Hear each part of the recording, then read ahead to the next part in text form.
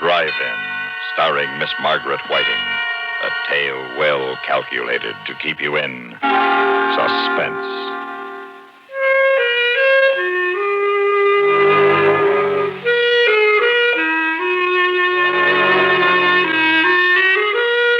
I wished I hadn't let Ruth talk me into serving that last car that came into the drive-in that rainy night. It was late, and I was tired. Oh, Mildred, please take that order. I got 3 other cars, and I'm waiting for French fries. Well, look at the clock, will you? It's near midnight, and I'm off duty. Oh, please, Mildred. Just this one more, will you?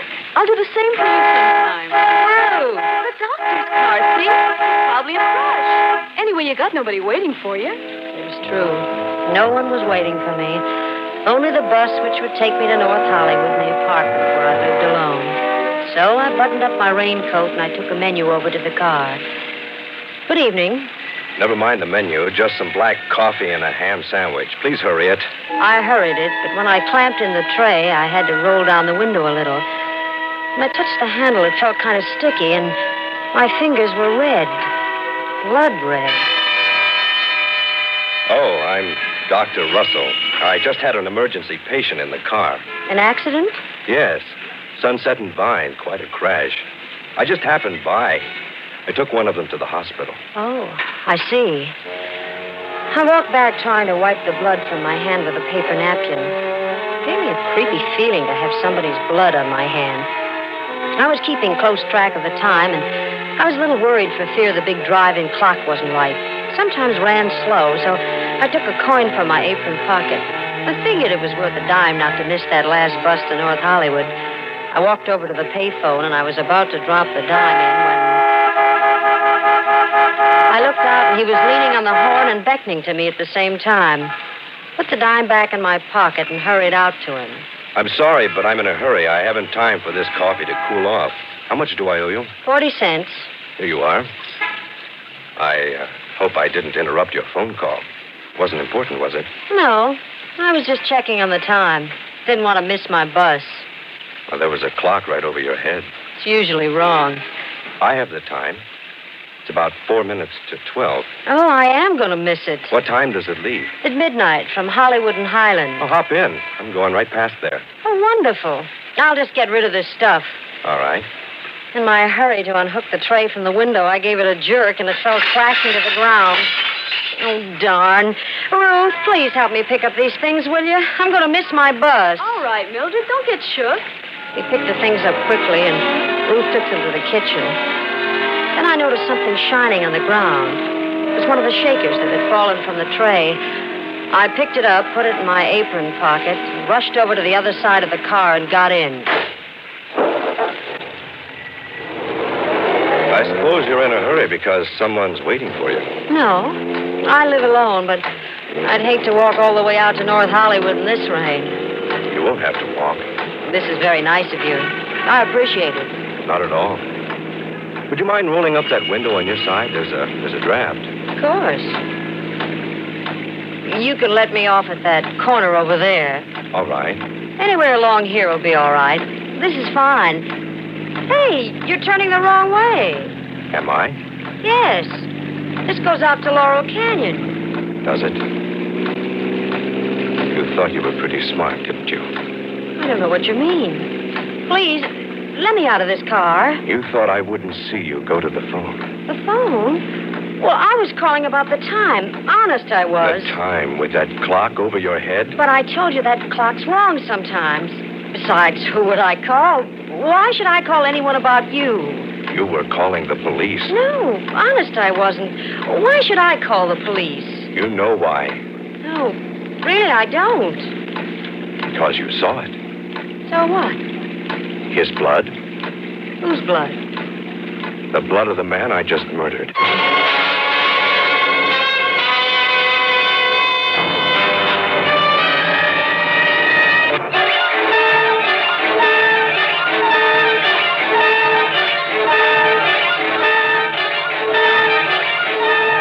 Passed a few people and some cars in the next few blocks, and I thought of calling out. And then I knew why he told me to roll up the window when I'd first gotten into the car.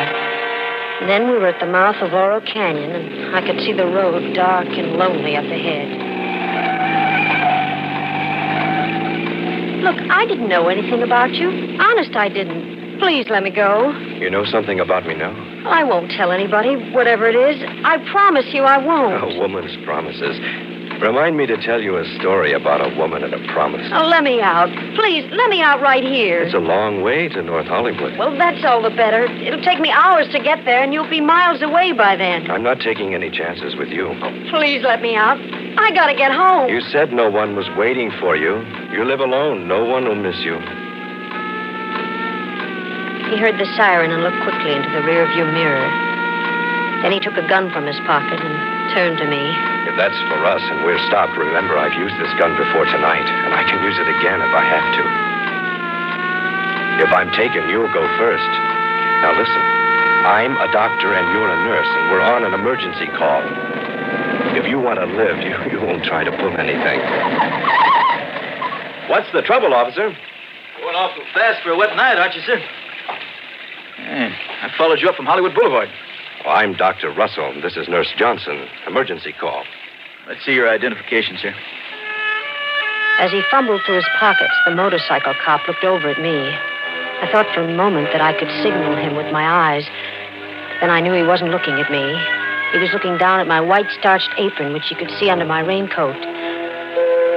He thought it was a nurse's uniform. Here you are. Mm-hmm. Yeah. Okay, Doc. Sorry I stopped you.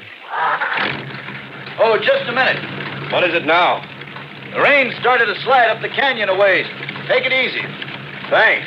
I will.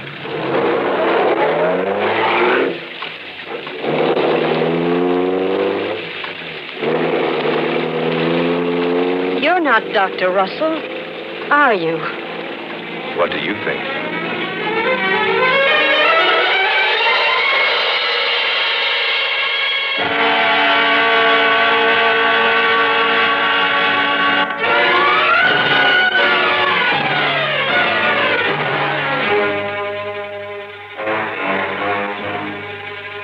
Halfway up the canyon, we came to the landslide. It wasn't a big one, but it had made a terrible mess of the road. He didn't slow down, and the car swerved crazily as it slipped from one side of the road to the other. Suddenly, it felt as though the whole rear end had left the pavement. I looked over at him. He was tense. His knuckles turned white as he clutched the wheel. He shoved the car into reverse. I prayed it wouldn't move. It didn't. We were stuck, hopelessly stuck. Of all the luck. Suddenly, the canyon was filled with light. A car had come around the curve behind us. This might be my chance. Remember, I still have this gun. Don't try anything. Hey, we're stuck here. Could you give us a push? How do you like that? Now I'll have to get out. I'll have to put something under the wheel. You stay here.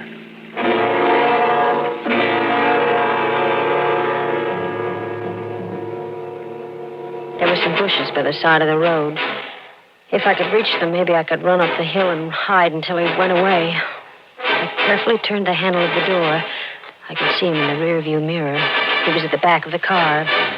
I eased the door gently open. I put one foot out. I was just sliding out when I heard him behind me. You're not going anyplace. Come here. Give me that raincoat. Why? I need something dry to stuff under this wheel. But You won't be needing it. I hesitated a moment. He ripped it off my back, bent down, and stuffed it under the wheel. The gun. It stuck out of his back pocket. If I could get it. Oh, if I could lay my hands on it. I held my breath, and I reached out. It seemed so far. I finally touched it, and then I snatched it from his pocket. Give me that gun. I'm getting out of here. You can't stop me now. Can't I? No. You stay right where you are. I won't hurt you.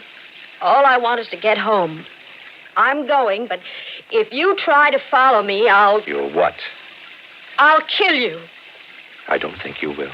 Yes, I will. You think I'm afraid. Aren't you? No. I don't care what happens to you. You're a murderer, and I'm going to tell the police. Now, you stay where you are. Don't come any closer. I'm not afraid. I'll shoot. Good thing I used them all up tonight. Now give me that gun and get in that car.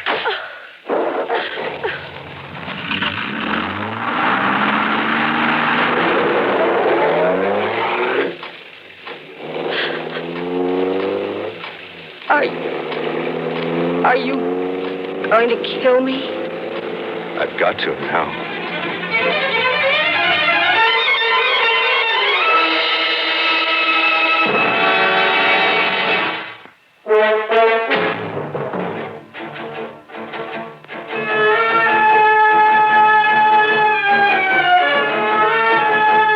We were nearing the top of the canyon. The road was very steep. The rain had let up. It was just drizzling now. Suddenly we came over the crest of the hill. Way down below, the city stretched out for miles. Millions of lights glittering in the rain. For a moment, I forgot my fear. It's so beautiful. Lookout Mountain. Top of the world. Ever been up here before? No. Nice, isn't it? Yes. I used to come up here with a girl once. We used to sit and talk for hours. Come on, we'll get a better view if we get out. I knew it was no use arguing, so I followed him. But not all the way to the edge of the cliff, which dropped away into deep darkness. Come on. I'm afraid to get so close. You won't fall. Look. That's Los Angeles over there. I was born there. And I went to school there, too. Used to get in all sorts of trouble at school.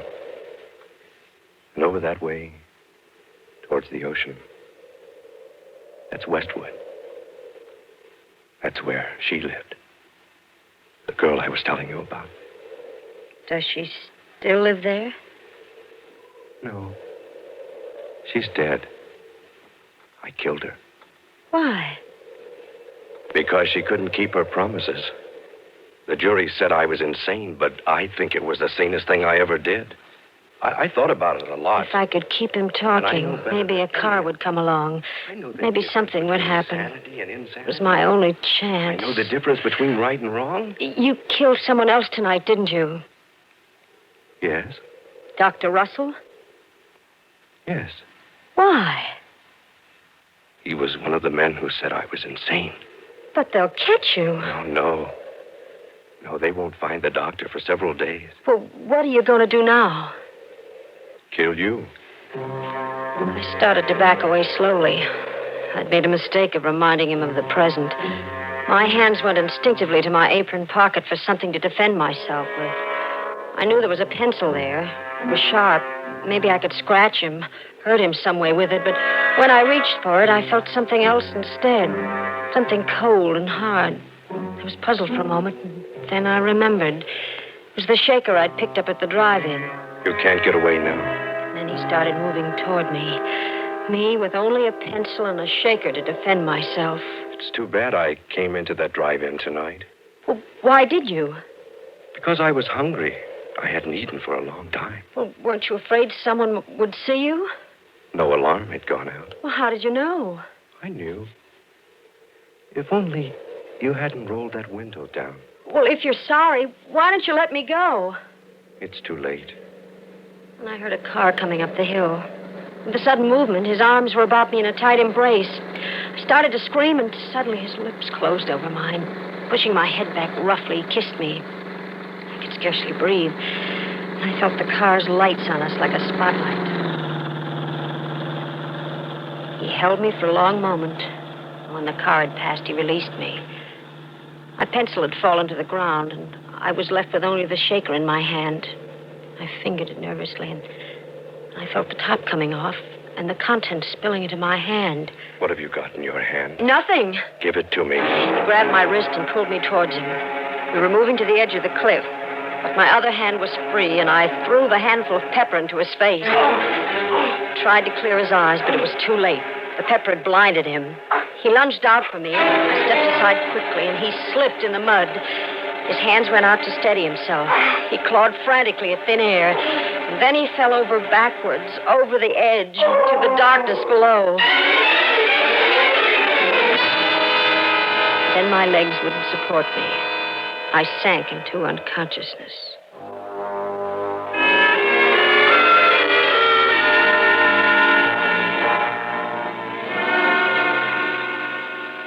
I don't know how long I lay on the wet ground.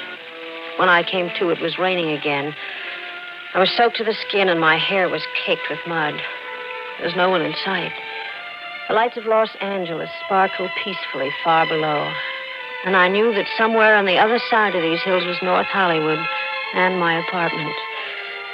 As I rose slowly to my feet and started back down the road, somehow everything that had happened seemed unreal, like a dream. Everything but the warm pain of my bruised lips where he'd kissed me to keep me from crying out.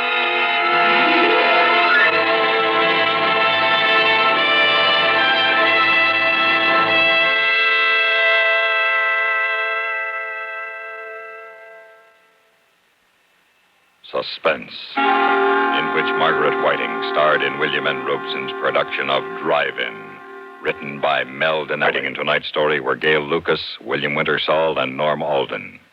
Listen.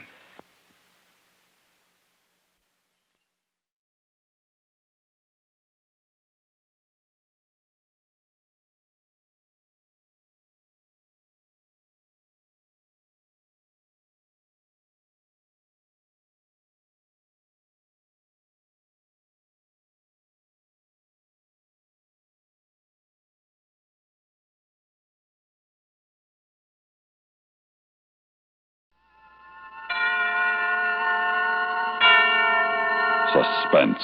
And the producer of CBS Radio's outstanding theater of thrills, the master of mystery and adventure, William N. Robeson. Some people are just too good to be true.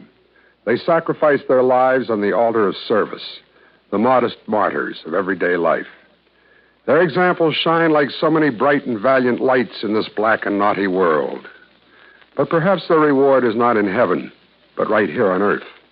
Perhaps they are the world's most colossal egotists who presume to think they can change venality, greed, and sloth by blind humility. They serve, they suffer, they sacrifice, and who knows, perhaps they enjoy every agonizing minute of it. Listen then, as Miss Kathy Lewis stars in Everything Will Be Different, which begins in just a moment. Now, Everything Will Be Different, starring Miss Kathy Lewis. A tale well calculated to keep you in suspense.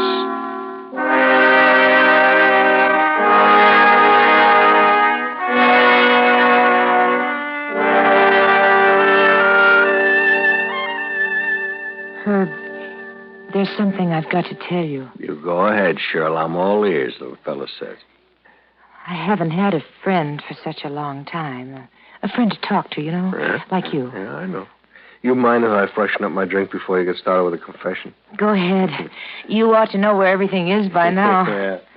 That's what I like about you, Herb. You always bring your own bottle. Perfect gentleman. I'd die of thirst if I waited for you to furnish the booze. Oh, I'd serve liquor if I could afford it.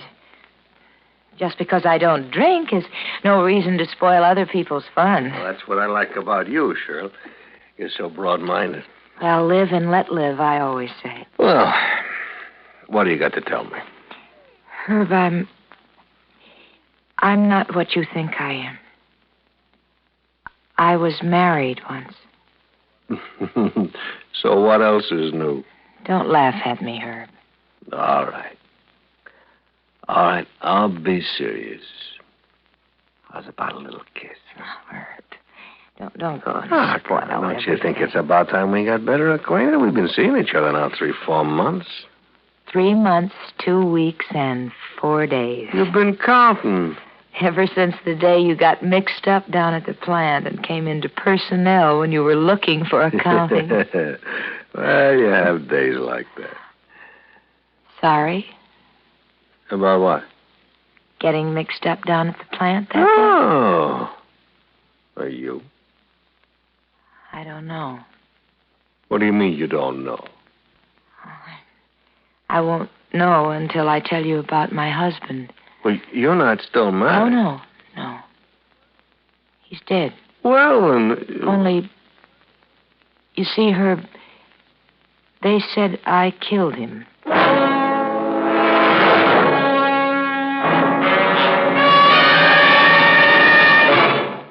Now, starring Miss Kathy Lewis, Act 2 of Everything Will Be Different.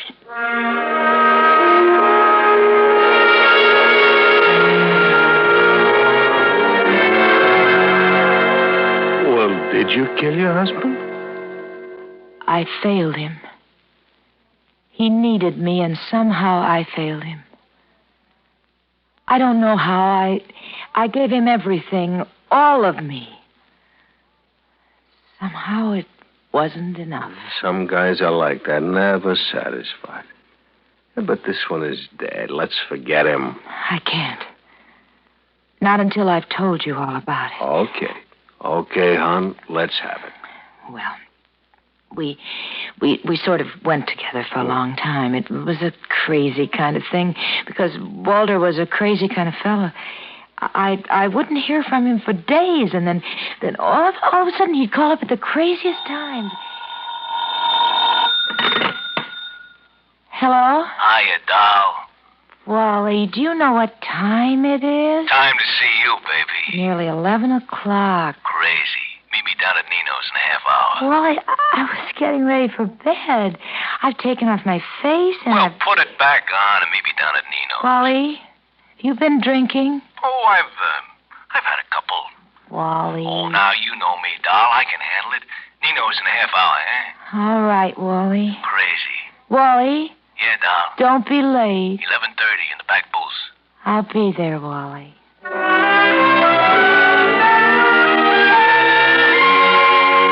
We always sat in the back booth at Nino's. It was dark there and romantic-like. There wasn't any rock and roll on the jukebox, just pretty Italian songs.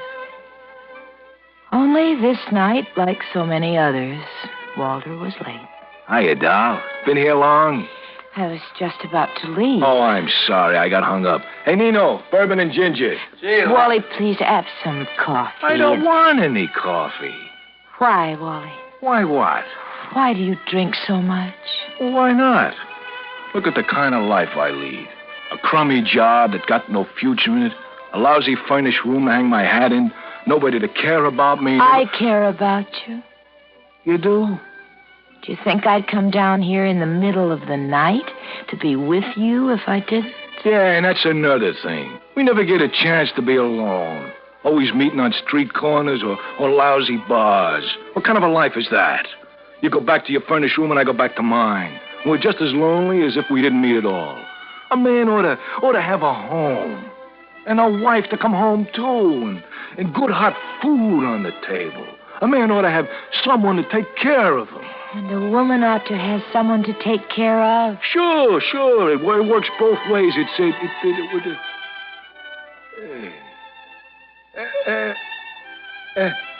Why don't we?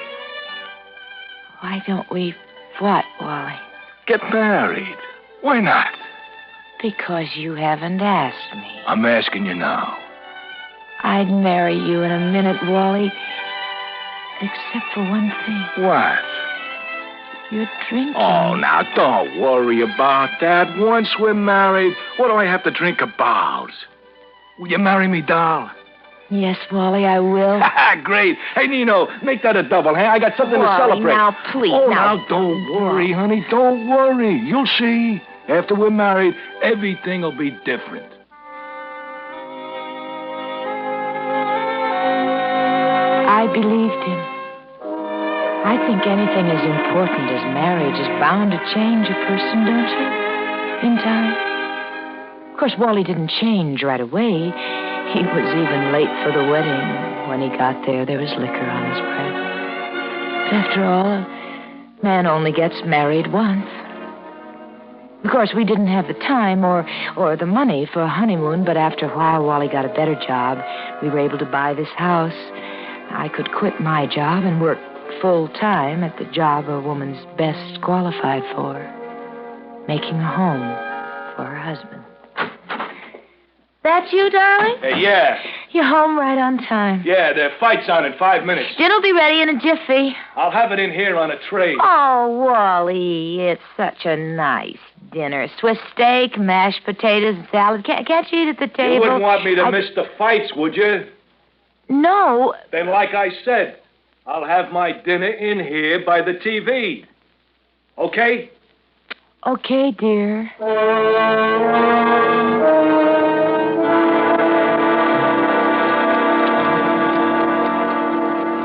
Wally. Are you asleep? I was. I can't sleep. So why should there be two of us? Wally, What? let's go out some night. Out? Yes. Friday, say that there's a good movie at the drive-in. You get good movies on TV. A little old, maybe, but good. Oh, I don't care about the movie. But just let's go out. What's the matter? Don't you like your home? Yes. Oh, yes, Wally. But I'm in it all day. And I'm long, out of and it all day long. When I come home, I don't want to go out again. But just once in a while. Listen. What do you got to complain about? You got everything a woman should want, haven't you? Yes. The trouble with you is you haven't got enough to keep you busy. Oh, I keep busy enough. Maybe what you need is a baby.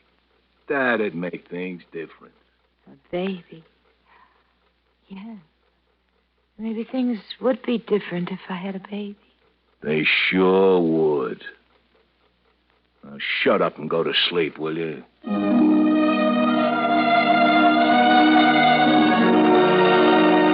Did you have a baby? No. He never mentioned it again. Guy must have had rocks in his head. Nice-looking gal like you. Hey, running out of ice. Oh, well, who needs ice? I'll just set the bottle down here beside me. There we are. I'm sorry for the interruption. That's all right. Well, what happened next? Well, there was this woman lived next door. She was just about the only friend I had in the neighborhood. She used to drop in about every afternoon for a cup of coffee. She kept telling me, Honey, you don't know when you're well off. You got a good man. A good, steady provider. Don't let him get away from you. Now, what if he doesn't take you out as much as you'd like? He comes home every night, doesn't he? yes. Not like that rat I was married to. With him, it was anything in skirts or capri pants. Anything but me. Well, I fixed him good. I took him for everything he's got, so what have I got? A house, an empty house, and no one to come home to it. You sound so bitter. I am. I got a right to be. I guess you have. I guess I haven't. Yeah, that's right, honey. You got it made. So play it smart. You want to go to the movies. Your husband wants to look at TV, so let him. And take in a movie by yourself every now and then. Oh, I don't think he'd like that. Well, won't hurt to try, will it?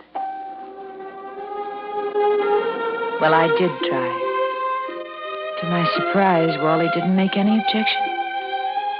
So I started going out to the movies by myself a couple of times a week. And if this arrangement wasn't the most desirable, at least it did get me out of the house, back into the world, even if it was a world of make-believe. One night I did what I'd never done before. I walked out in the middle of a show. It was just too dull. And when I got home, I let myself in by the kitchen door, and the first thing I noticed, it was so quiet. The TV in the living room was turned off. At first I thought Wally had gone out, and then I heard a voice. A woman's voice. Nah. She always sits through the second feature. Well, I gotta be getting home. Oh, now, come on. One more drink, eh? One for the road. Oh, you twisted my arm. Crazy. I'll be right back, eh? Hey. What are you doing here? I live here, Wally. Remember? What's the idea of sneaking up on me like this? Your face is smeared with lipstick, Wally. Don't you want to wipe it off? I like it that way. I see. Honey, who are you talking to out there? My wife, Shirley. Shirley. Why, hello, honey. I just dropped in to ask you for that recipe you told me about the other day, and your husband insisted I have a little drink with him, and so I did. So I see. Well, I guess I'd better be toddling off home. That's right. You'd better. Well, good night, all.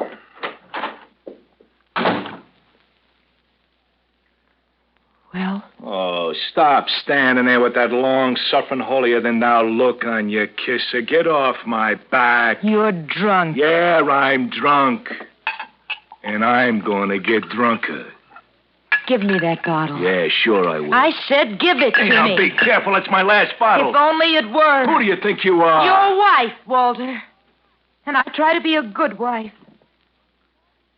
I try to do for you the way you want.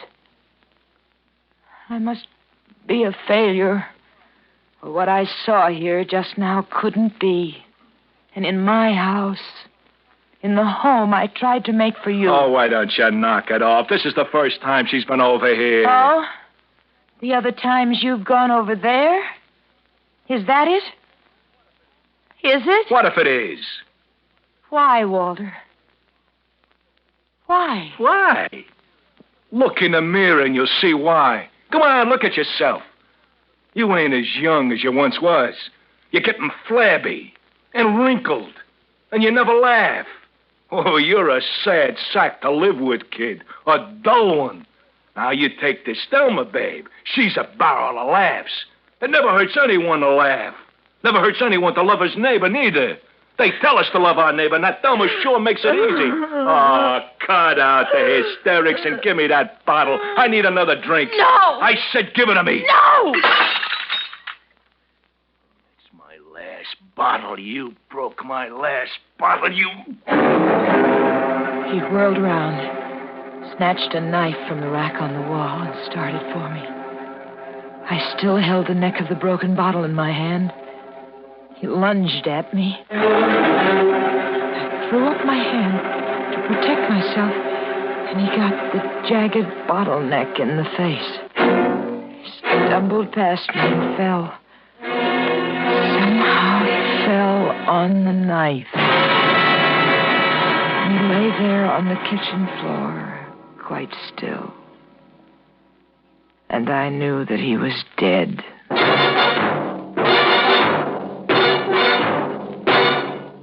Now, starring Miss Kathy Lewis, Act 3 of Everything Will Be Different.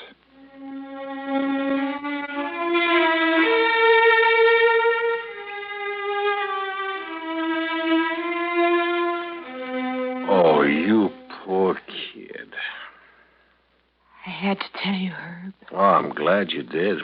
I'm so glad you did. I never heard a sadder story in my whole life. No ice. We out of... Oh, yeah, that's right. We're out of ice. Well, we still got booze, so who needs ice? So, go on. Well, that's all there is to it. At first, the police thought I'd done it. Circumstantial evidence. Oh, yeah. But after they heard my story a half dozen times and checked his fingerprints on the knife handle and took pictures, all the things they do, they called it accidental death. But I don't know. To me, it's the same as if I had murdered him. Oh, Cheryl, honey, how can you say that? Because at that moment I wanted to murder him. I wanted him to be dead. Yeah, but you didn't kill him. Didn't I? If I hadn't broken his last bottle, he wouldn't have come at me with that knife. And if I hadn't cut his face with that bottleneck... Then he'd have killed you with that knife. Maybe not. Oh, anyway, he wouldn't have stumbled and killed him. Now, look, hon, this is silly. You can't go on through the rest of your life blaming yourself. Don't you think I'm to blame? No, of course not. Now, come on, hon. How about that little kid? No, wait. Come on. No, wait, Herb. There's one thing that worries me about you. What, hon? What? Well, you're drinking. What? Oh, that? Well, all right. You can stop worrying. That's the last of the bottle. Why do you drink so much, Herb? Well, I don't know. Out of loneliness, I guess. You talk about loneliness? I got nobody either. And all right, I might as well say it. I've been thinking now a long time about you and me. You all alone in this house, me all alone, that little furnished room. I've been thinking, why don't we get married? Hmm? You mean even after what I just told you? Sure, that's all over with. That's dead and gone. How about it, Sheriff? Huh? Well, I must admit the thought has crossed my mind. Only what? I do worry about your drinking. Oh, forget it, hon. You'll see. Once we're married, everything will be different.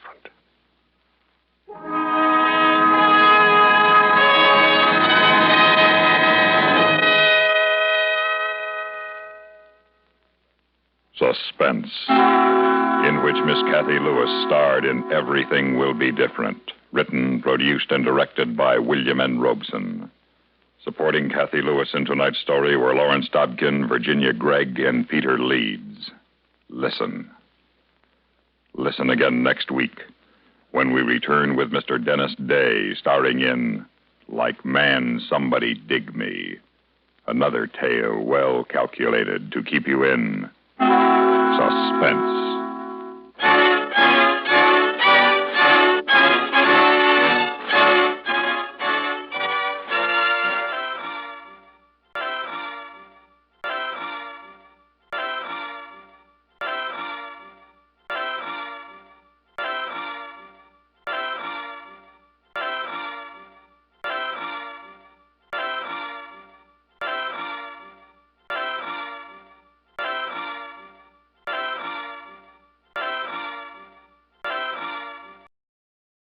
I'd been called to jury duty a couple of weeks before all this happened. And it was one of those kind of sensational trials.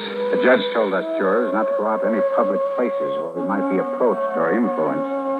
So I'd been sticking pretty close to the hotel they had us in.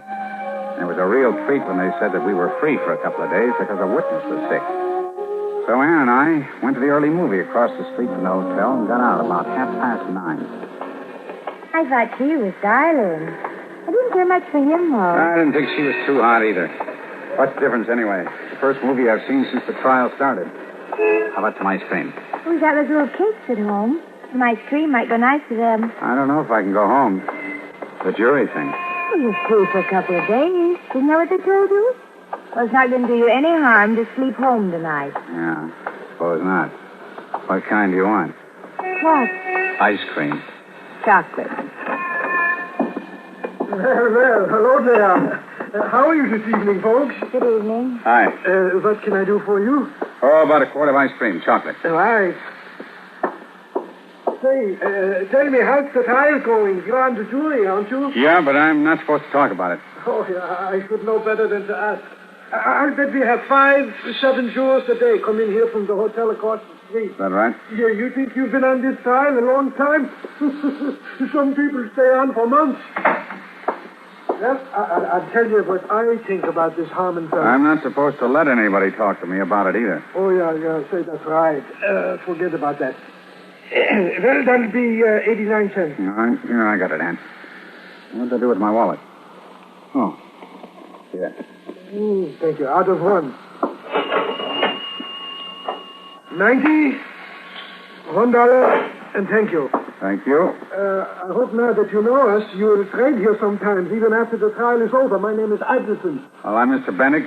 This is my wife, Ann. How do you do? Happy to know you. How do you do? Hope you'll be through with the thing real soon. Yeah, I hope so, too. Good night. Oh, Yeah. look what I found. What? An envelope on the floor. Right here. Somebody dropped something, huh? It's open, too. I wonder if we should, to find the owner. Say. Hey there. Money, bills. Here, let me see. How much is there, Al? Al? How much, Al? $10,000. $10,000? Who dropped $10,000 on the floor of a drugstore? $10,000? You mean the envelope was just laying there on the floor? Oh, I almost stepped on it, and then I picked it up. I saw there was something in it. Oh, what should we do? Well, gee, a thing like this, I don't know what to say. Well, if I was you, I would keep it. That's what I would do. And since it was in my store... No, we couldn't do that. Oh, I could. It ain't stealing. You found it. It was my store. You found it in. Oh, we better turn it in. If there's a reward, we'll get together on it, won't we, huh? Oh, look, there's some kind of note in it. A note? In with the money. This is your first half as agreed in and no signature. It doesn't make much sense to me. Me neither. Where you going with that money? Oh, if anyone comes looking for it, we live on 5th Street, 229. Yeah, there's a reward. We'll see you get your share, Mrs. Adelson. Come on, Ann. Don't worry, Mr. Adelson. Don't worry. $10,000 is a lot of money.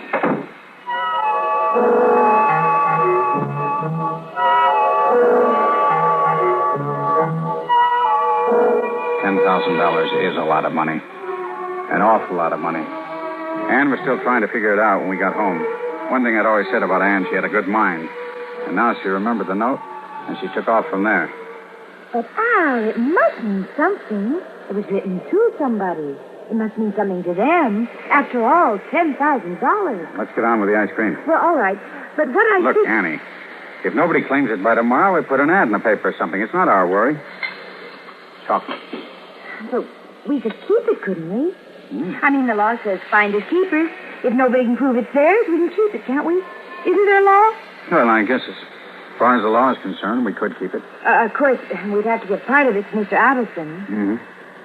Still, I don't know, Al. That money belongs to somebody. All right. If they claim it, all right. And if they don't, well, all right. Why worry about it? It belongs to whoever that note was written to. Uh-huh. Listen. This is the first half as agreed in the EH business.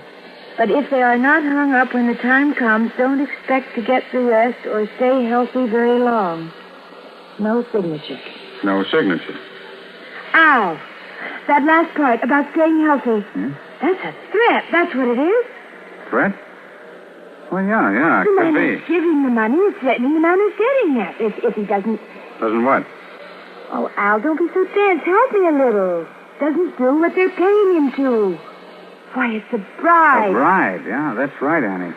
You could be right at that. Well, now we're getting somewhere. All right, a bribe.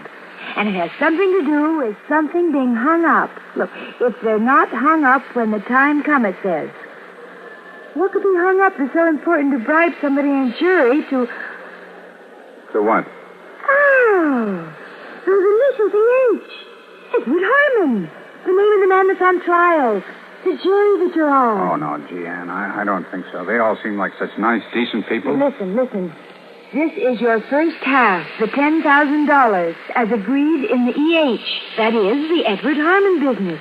But if they're not hung up, the jury, don't expect to stay healthy. Oh, yeah. Well, it does make some sense, Ann. Well, we've got to call the police. Police? Yes, we've got to report it right away. Well, maybe I could give it to the district attorney in the morning. Oh, no, don't you see, Al? You're on that jury. Yeah, I know, but... If we delay telling them for even an hour, they may think that you've got something to hide. No, I think I'd better wait until morning. If you don't phone them, I will. Right away. Now. All right. I hope you're right.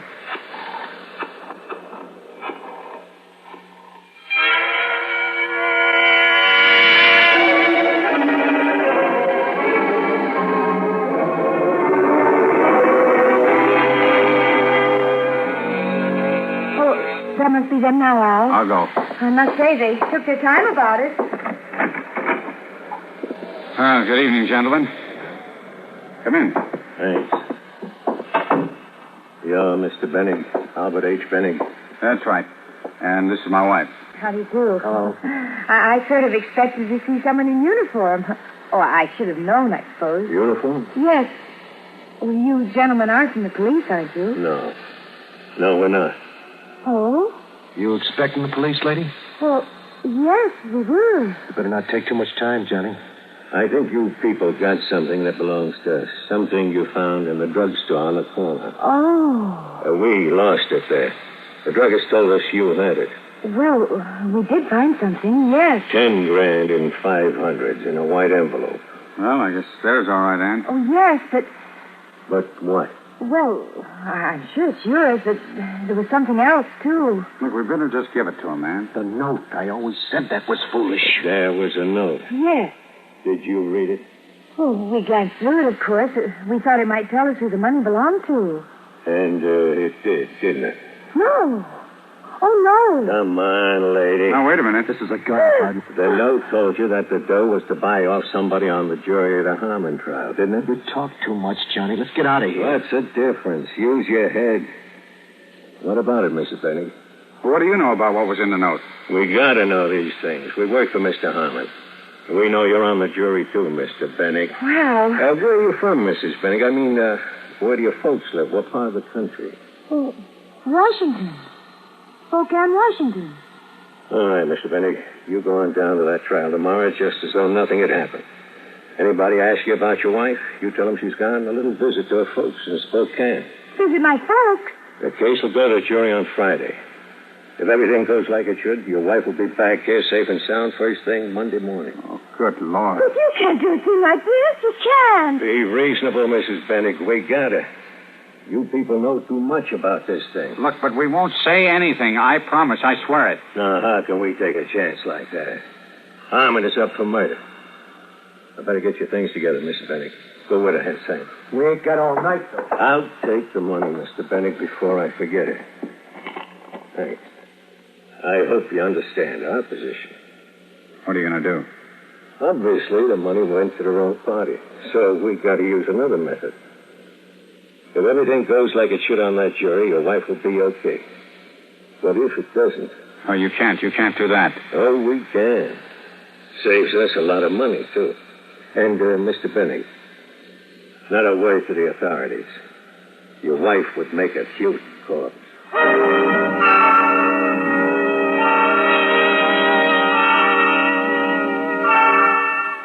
After they left, I just sat there. Maybe another guy would have rushed right off, done something. But I couldn't. I had to think. It all happened so suddenly. In less than an hour, the whole thing.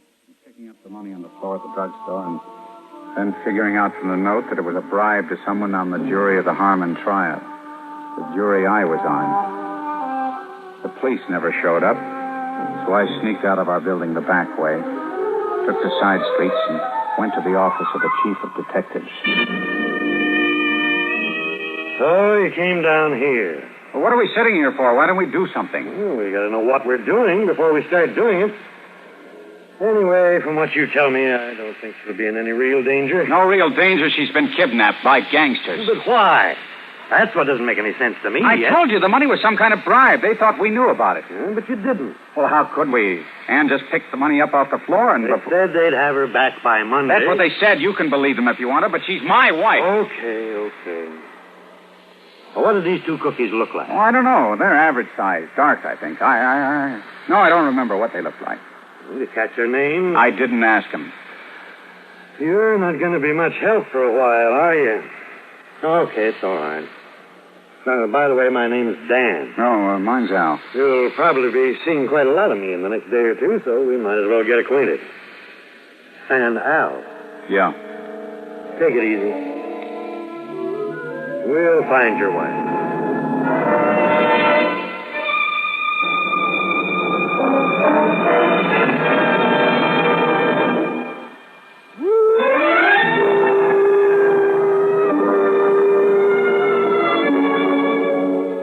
Dan's being friendly made me feel a lot better, but we still weren't doing anything. First, he got out a lot of pictures, and I had to go through all those, but of course I couldn't recognize anybody. And then he started making phone calls. That didn't make much sense to me either, except that he figured they might have a stolen car, and he was trying to check on it.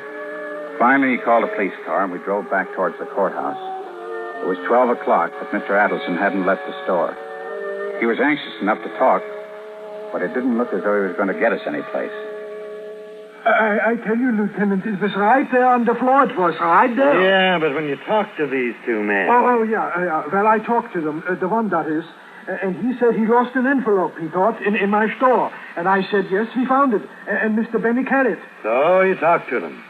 What did they look like? How can I know what they look like when they called me on the telephone? Okay, I guess that's all, Mr. Adelson. I'm sorry, Lieutenant. I wish I could help you. That's all right. But if there's anything else you think... We'll call you. Say, Mr. Bennick. Yeah. Did you tell him about the note? Note? Yeah, the note that was in with the money. So there was a note? Sure, in with the money, wasn't it, Mr. Bennick? What about it, Al? Well, I'm sorry. I guess I forgot. We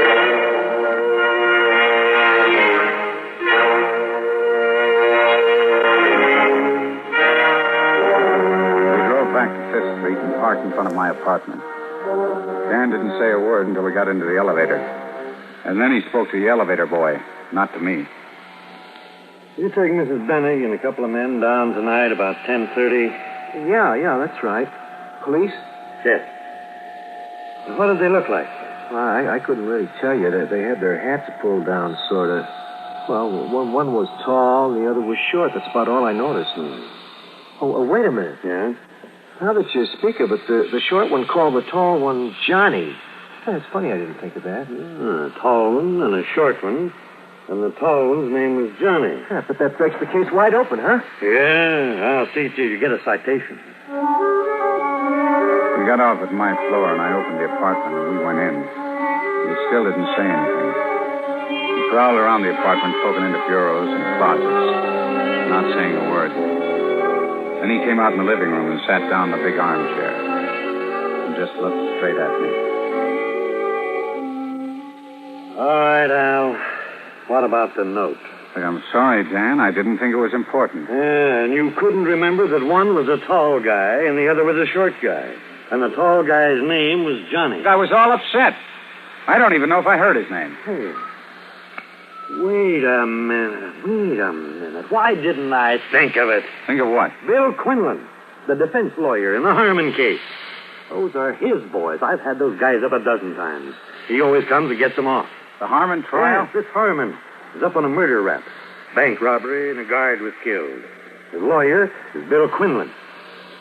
Quinlan's bribed more juries than I've got hairs on my head, if you could ever prove it. You get a couple of hung juries and they let you off the hook. He's pulled it plenty of times. Oh, isn't that a little far-fetched? Like I say, Al, it's all we've got. Now, I'll have the boys check the jury list anyway. Where's your phone? Oh, in there. Dan. Yeah? Dan? I'm on the jury. You're what? Yeah, don't you see? Look, if I opened my mouth, they'd kill her. They told me so. So that's it. I didn't dare to tell you, Dan. I hoped you'd find her out. Why, you long-legged, thick-headed idiot. Don't you think I've been in this business long enough to know it a little better than you do? Don't you think I know how to give people protection when I have to? Do you think we go around trying to get people killed? Do you know any more you haven't told me? No. Do you know who the juror is that they're trying to bribe? No. Okay. Well, now at least we know where to start looking. Look, Dan. Yeah? You're not sore at me, are you? Me? No. What have I got to be sore about? She's your wife.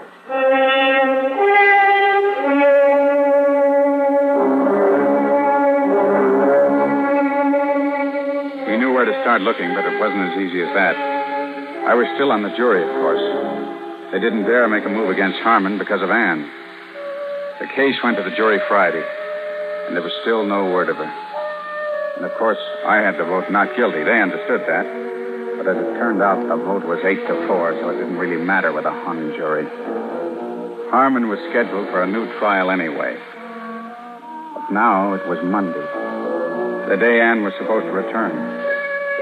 But there was no word.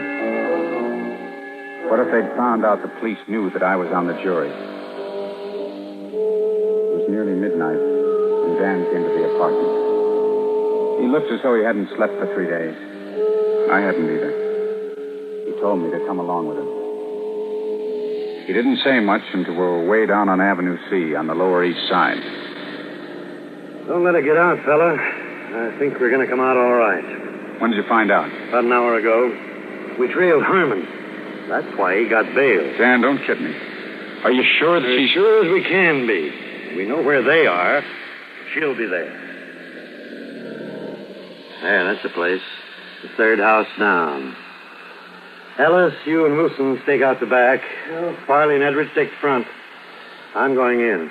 All right, get going. Dan. Yeah? I want to go with you. No, you stay in the car. I'm going with you. Okay. Come on. Let's go. The light in the front. They may give us a little reception, Al. They wouldn't do anything to her, would they? Would they, Dan? Try the door. Locked. Can we... I got a skeleton.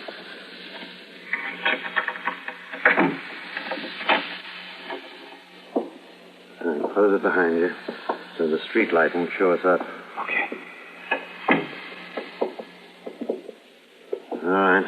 Let's try here. I don't think anybody's around. Come on. Maybe they took her someplace. Quiet.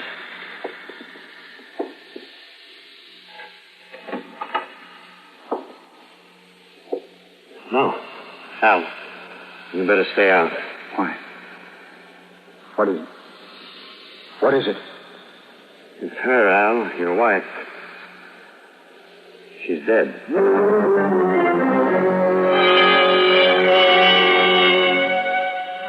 She was dead. And the next day, there was the funeral. A lot of friends came around, shook hands, looked at me sad.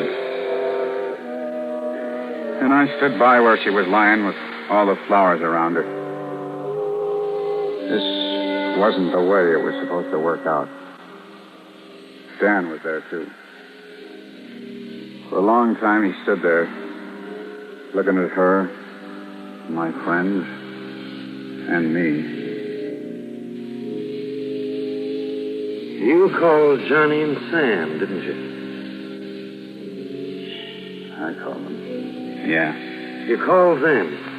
And she thought you were calling the police. That's why the police never showed up. I called them.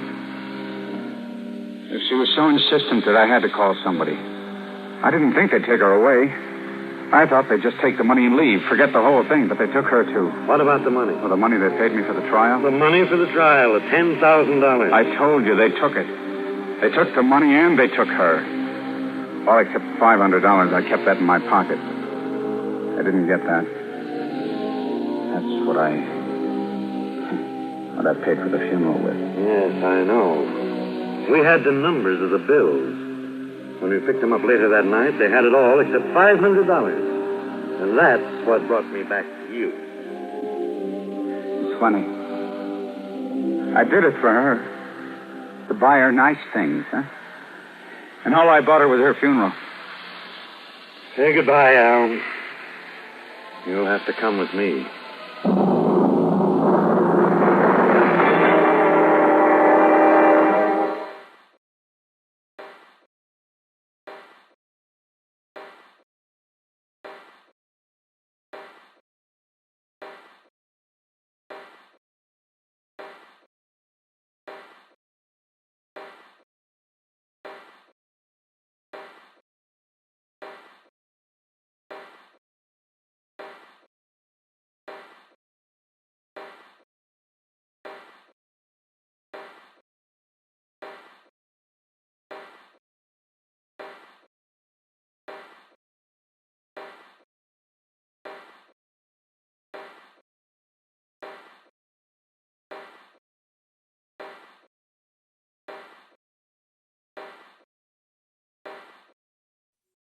Another tale well calculated to keep you in suspense. Today, Infanticide, the story of a father and his sons, dramatized by Alan Sloan from a story written by Eliezer Lipsky.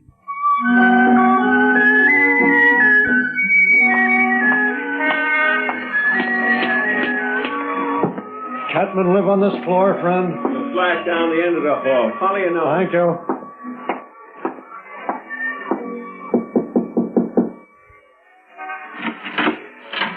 Yes, sir. Mrs. Catman, Wilfred Catman? Yes, sir. Oh, my name's Veely. I spoke to your husband about insurance on the children. Oh, that's my son. Wilfred's my son. My daughter-in-law's gone to work. So's Wilfred. Oh, I see. Well, but he told me about it. Wilfred told me about it. Mind to come in? I could sign the papers there is to sign. Yes, ma'am. Seems a good thing. And she? Oh, yes, ma'am, sure. Oh, come in. Don't mind the mess. With kids, it's follow and pick up. Yes, ma'am. Now, I understand there's Willie and Chauncey. Willie and Chauncey, that's right. Chauncey, he's going on 6, and Willie, he's just past 7. Uh-huh. Have them close together, you know, and two's easy to take care of as one. Yes, ma'am. Now, if you and your son have agreed on this insurance, you can just sign right down there where the little X is. That's All righty. Down by the little X, Yeah. right? That's it.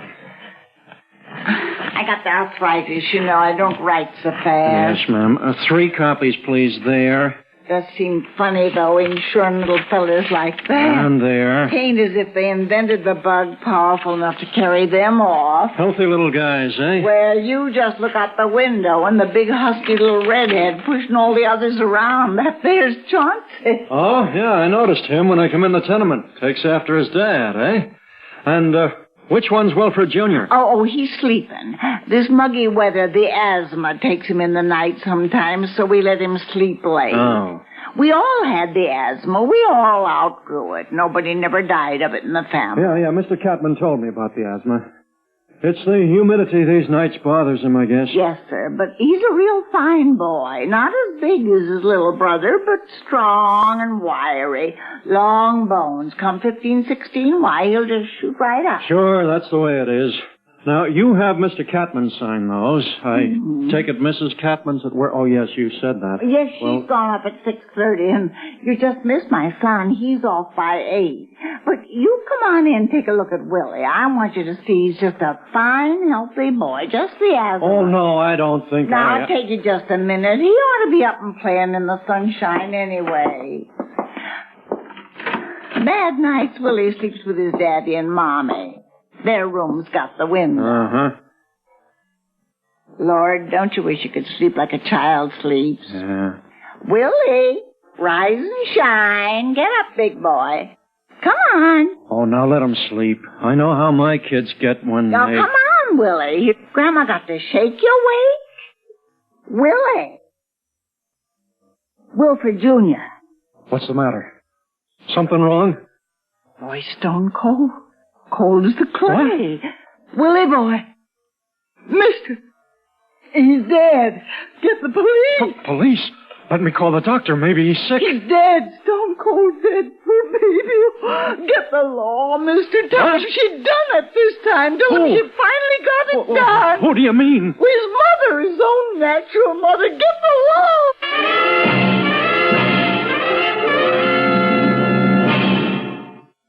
In just a moment, we will return for the second act of Suspense. And now, here's a message from the watchmakers of Switzerland. Swiss vacation, while yellow here, Swiss vacation. Win a fabulous vacation for 2 in beautiful Switzerland. Enter the Swiss Vacation Contest. It's easy. Nothing to buy. Pick up a free entry blank at a jewelry store or other store that sells quality watches. Then in 25 words or less, complete this statement. A quality watch is the best value because there are 1,000 prizes. First prize, a 21-day vacation for 2 in Switzerland. You fly deluxe Swiss Air both ways. Visit many colorful places. All expenses paid for 2 people, plus $500 extra spending money. Second, third, and fourth prizes. 15-day Swiss vacations for 2. Also, 4 mink stoles. 8 Bolex movie cameras and projectors. 12 Hermes typewriters. 160 $100 watches. 812 gala assortments of Tobler Swiss chocolates. Enter the Swiss Vacation Contest today. Free entry blanks at your jewelry store.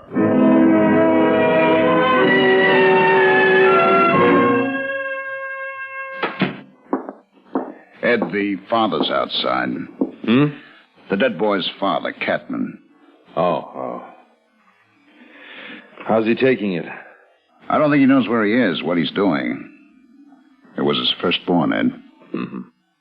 Nothing on the mother yet? No, Ed. All right, send him in. Mr. Catman. Coming.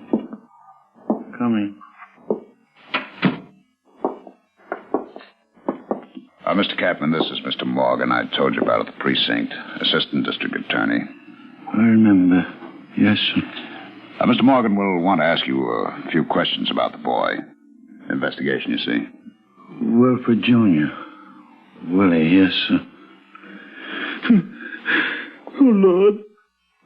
Dear Lord. Take a chair, Mr. Catman. You can smoke if you like. Lord. He come and told me the boy's dead, sir. Yes, that's right. Now, can you pull yourself together for just a few questions? I guess so. What is it? Your mother told the insurance man your wife had finally done it, was the way she put it. My wife? Yes. Had your wife ever tried to do the boy harm in any way? No, sir. Then what was your mother referring to? Well, there was that time. What time? She lost him. How's that? She took him out and come home without him. Asked her where Willie was, and she said she left him with her folks. Could I have one of them cigarettes now? Sure. She left Willie with her family, you say? That's right. One night, 2 nights. And I got to missing the little cuss, and I called on her folks to bring him back home. And he wasn't there. They never had him. Where was he? She upped and left him on a doorstep with some folks in the neighborhood. Mm-hmm. Who found him? After 2-3 days, they took him to the police. And when was this? Last week. Now, wait a minute. How old was Willie? 8? 8, yes, sir. Oh, Lord, I'll just die. Just let me die. Left him in the neighborhood and he couldn't find his own way home? An 8-year-old? Told him to stay put. Your wife told him? Yes, sir. But the police returned him. Now, who notified them? I guess I did. When was this, last week? Around then. A little longer, I guess. Around this time last year, seems like. Mr. Catman, do you know where you are? Police. What month is this? Summertime? Detective Russell, may I see you for a minute? Yes, Mr. Morgan.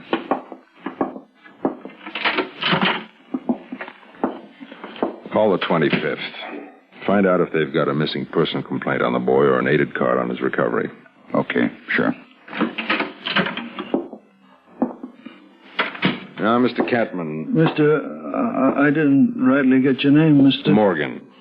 Let me ask... Could I rest up a bit? You want me to hold off on the questions for a while? Yes, sir. Is it all right if I pray in here? Well, Yeah, of course. I haven't called upon the Lord not once yet to let the little fella not be dead. I'd like to call upon the Lord to let it all not be. Mr. Catman, get hold of yourself. It's very important. Excuse me. Morgan.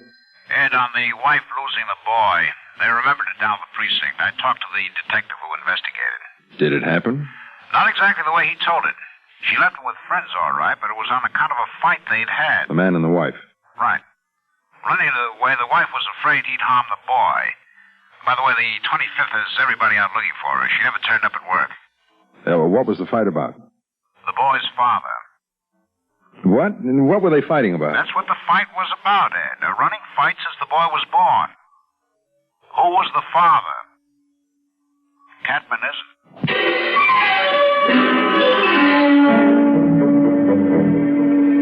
Mr. Catman, let's get back to Willie. He wasn't your child, you said. No, sir. I was in the army. He couldn't have. But it was like he was. Was what?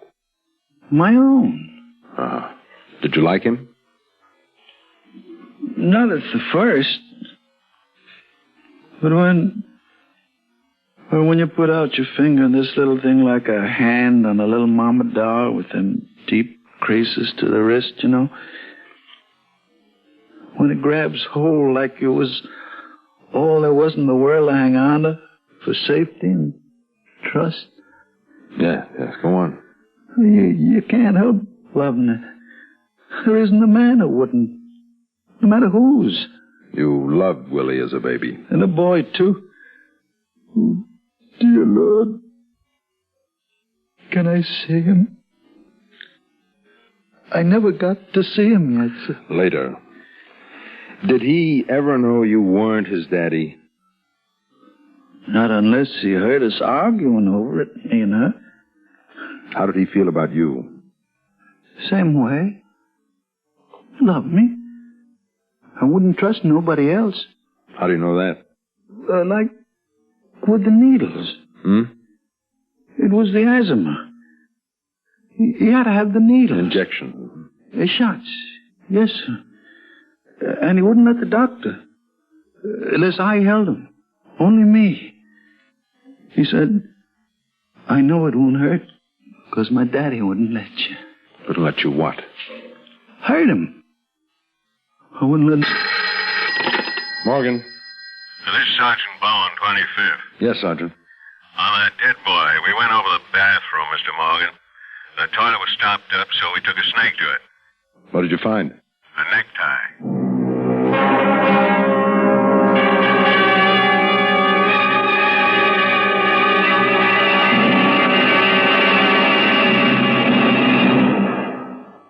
In a moment, we will return for the third act of Suspense. Hola, amigo. You want to know about stereo phonographs? Listen to my last bullfight on ordinary stereo. Ole! But now, Columbia Stereo 1.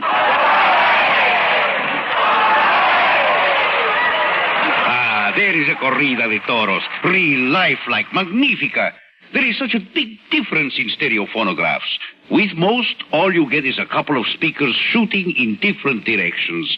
But with Columbia, hombre, you get fantastic stereo projection. What it does is to send circles of sound sweeping through every inch of a room. You are surrounded with live sound, live feeling, live passion. Ole! Ole! How they cheered me.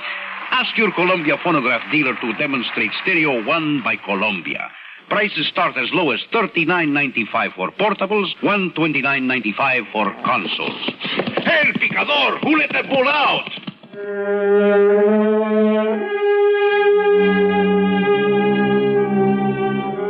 He'd have these asthmatic attacks at night, you'd say.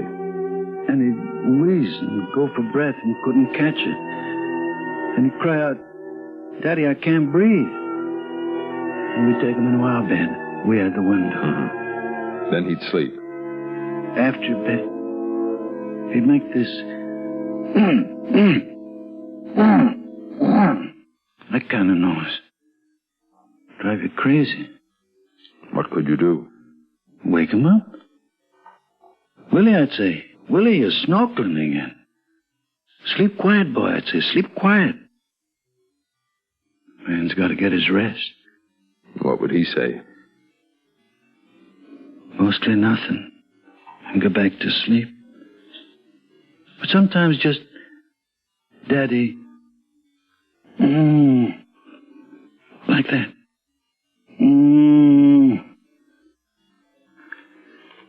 And go on snorkeling. All right, now this morning you said he had it pretty severely, the asthma. Yes, sir. So your wife gave him a bath? Yes, sir. Now, why did she do that? They said at the clinic lukewarm baths when it got too much for him, calm him down. Relieve the worry and the fear. The fear of choking to death?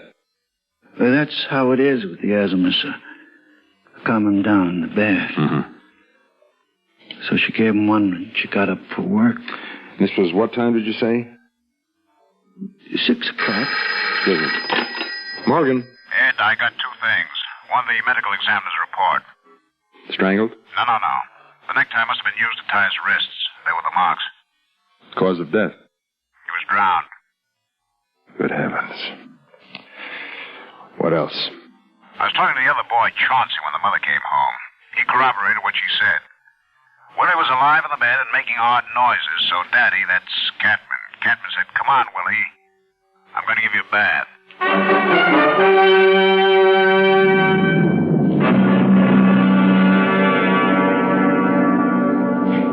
In just a moment, we will return for the concluding act of Suspense.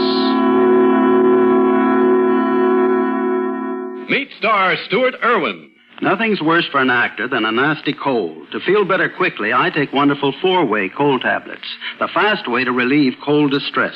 Right. Tests of all the leading cold tablets proved 4-way fastest acting. 4-way starts in minutes to relieve muscular pains, headache, reduce fever, calm upset stomach, also overcomes irregularity. Take my advice. For your next cold, take 4-way cold tablets. The fast way to relieve those cold miseries. 4-way, only 29 cents. Our program will continue in a moment after a word about another fine product of Grove Laboratories. Does dandruff dull your hair, leave scalp itchy? Get Fitch Dandruff Remover Shampoo and get rid of unsightly dandruff in 3 minutes. 3 minutes with Fitch regularly is guaranteed to keep embarrassing dandruff away forever. Apply Fitch before wetting hair, rub in 1 minute. Add water, lather 1 minute. Rinse 1 minute. Every trace of dandruff goes down the drain. 3 minutes with Fitch, unsightly dandruff's gone. Fitch can also leave your hair up to 35% brighter. Fitch Dandruff Remover Shampoo.